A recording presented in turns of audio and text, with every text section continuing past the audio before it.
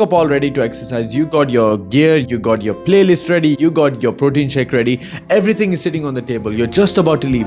That's when you see it starts raining. And you know you're supposed to cross the road to work out, but you really can't be asked because it's raining and I might as well stay at home. Or maybe it's the fact that the gym is too far away from you and you don't want to take the effort to go outside.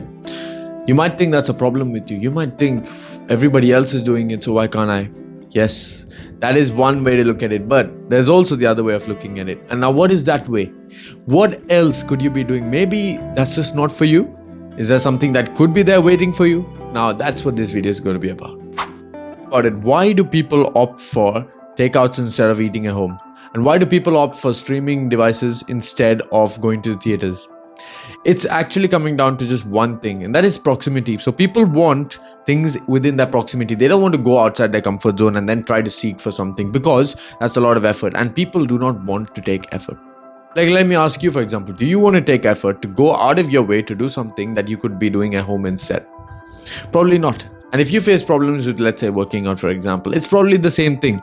It's not that you're opposed to working out, but it's rather you're opposed to having to go somewhere to work out. So I'm going to give you a second to think about it. What is the solution if you don't want to go outside, but you still want to work out? What do you think you should do? Well, if you guessed it, you want to bring the activity closest to you. So how do you do that? Forget the gym. Let that be. What you want to do instead is offer a home workout plan, a home workout program rather.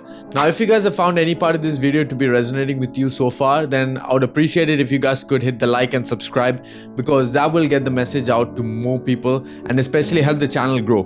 Because if we want this message to go to other people, especially people like you who might be wanting to know more about things like this, then liking and subscribing will go a long way to helping out the channel. So now let's get back to the video. You have trouble reading, so the problem is that you have your books and you're ready to read, but the thing is, it's never in front of you because you have a designated reading room, and apart from that reading room, there's no books anywhere else. And the problem is, whether you're going to game, whether you're going to work on something, whether you're going to talk to somebody, it's always in other rooms. So if the books were never in front of you, how would you know that you would have to read? How would you be reminded that you needed to read in the first place? And there you go, you have found your solution. So all you need is, if you want to read, put the books in front of you.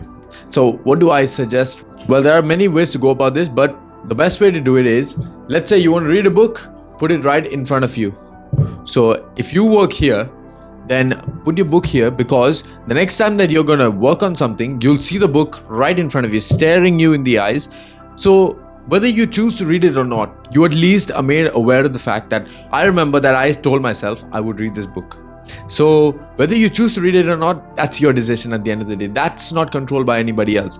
But if you want to take the initiative to do something, instead of keeping this book in another room, if I know that I come to this room every single day to work on something, and I know I want to read this book, but I keep forgetting, then just keep the book in front of me exactly where I work. And I'll at least have to move the book away so that I can work on my stuff, because it's blocking my path. And so I'll have to move it away, and then I definitely know that this book is here. The decision that I take from here is my own, and the idea is that you will not forget about what your focus was because the book is staring you in your face. You have too many things on your plate, and you see, I have to complete X, Y, Z, A, B, C, and I don't have enough time to do all of this. So what can I do instead? Well, you have to just improvise, because in some cases, you'll have to let certain things go, obviously. But in some cases, you can just accommodate a few things. How does this work? Well, let's say, for example, that you know you want to read a certain book, let's say 10 pages of a book. And you know that you also have to get to a certain place by public transport, maybe by a train.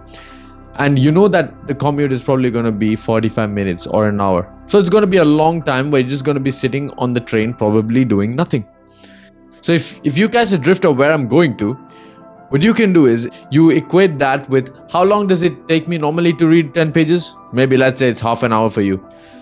Now you can see, if I use those 30 minutes that I'm on the train for reading this book, I still have another 15 minutes to go after that. And also I can spend the rest of my time when I'm not on the train doing something else. And on top of it, maybe you wanted to have some time to get coffee as well. Why don't you just take the coffee with you on the train while reading the book? Let's say you want to listen to a podcast. The same thing, maybe you're taking public transport, maybe you're going to office and back, but you want to listen to a certain podcast.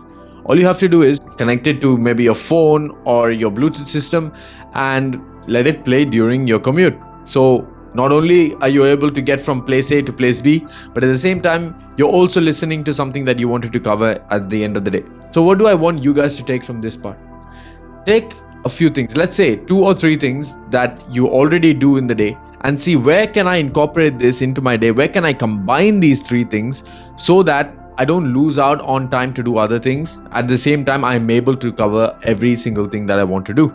Really spend maybe 5 or 10 minutes a day thinking about how can I pair this task and this task together.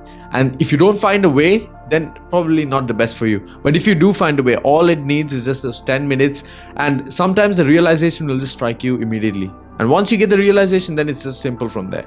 Now that you've paired activities together, you want to now schedule where to put these tasks, right? And how to organize your day. Well, if you're interested in that, then you can check out the video linked on the right. So smash subscribe, slap a like on, and always remember, never stop dreaming. See you all.